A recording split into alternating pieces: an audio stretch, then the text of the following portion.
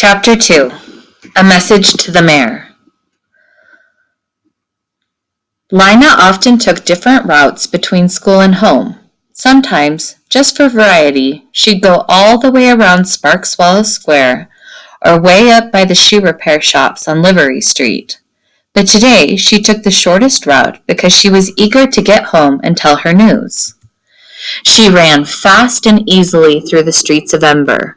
Every corner, every alley, every building was familiar to her.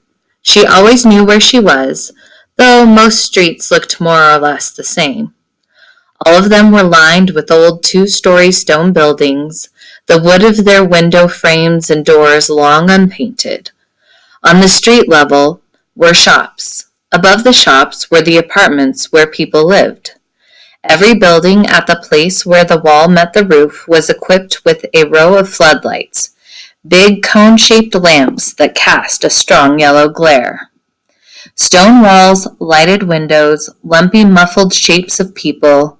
Lina flew by them. Her slender legs felt immensely strong, like the wood of a bow that flexes and springs. She darted around obstacles, broken furniture left for the trash heaps or for scavengers, stoves and refrigerators that were past repair, peddlers sitting on the pavement with their wares spread out around them. She leapt over cracks and potholes. When she came to Hafter Street, she slowed a little. This street was deep in shadow. 4 of its street lamps were out and had not been fixed. For a second, Lina thought of the rumor she'd heard about light bulbs, that some kinds were completely gone. She was used to shortages of things. Everyone was. But not of light bulbs. If the light bulbs for the street lamps ran out, the only lights would be inside the buildings. What would happen then? How could people find their way through the streets in the dark? Somewhere inside her, a black worm of dread stirred. She thought about Dune's outburst in class. Could things really be as bad as he said? She didn't want to believe it. She pushed the thought away. As she turned onto Budlow Street, she sped up again. She passed a line of customers waiting to get into the vegetable market, their shopping bags draped over their arms. At the corner of Oliver Street, she dodged a group of washers trudging along with bags of laundry and some movers carrying away a broken table. She passed a street sweeper shoving dust around with his broom.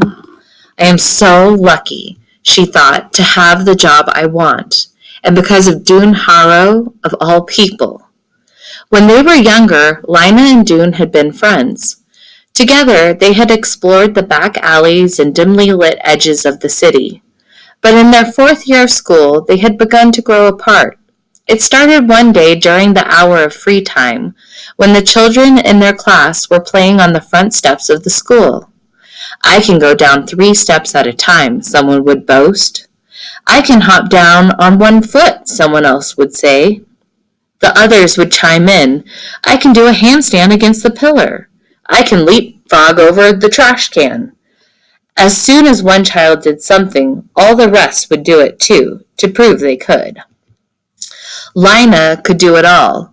Even when the dares got wilder, she yelled out the wildest one of all. I can climb the light pole.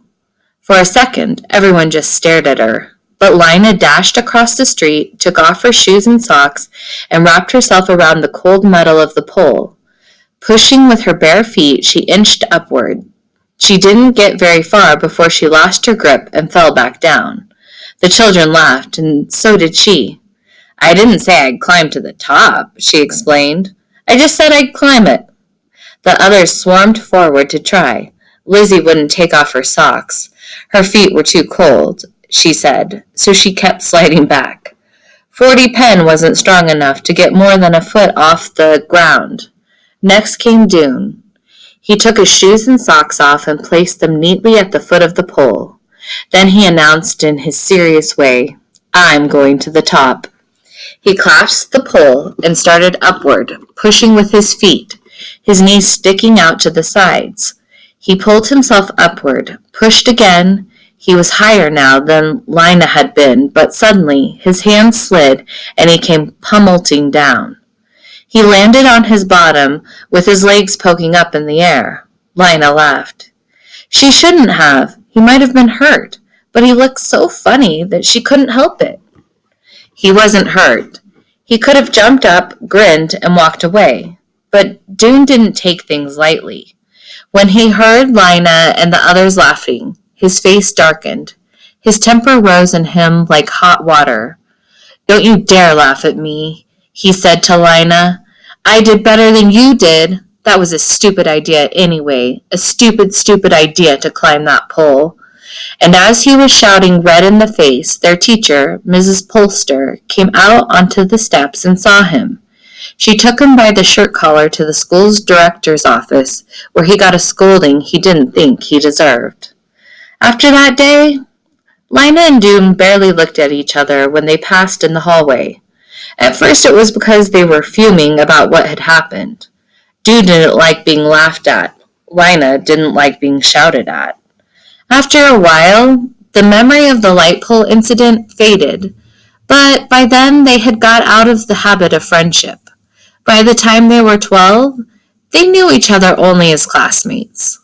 Lina was friends with Vindy, Chance, Orly Gordon, and most of all, red-hair Lizzie Biscoe, who could run almost as fast as Lina and could talk 3 times faster.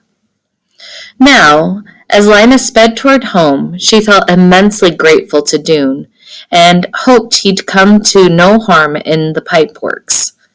Maybe they'd be friends again. She'd like to ask him about the pipeworks. She was curious about it.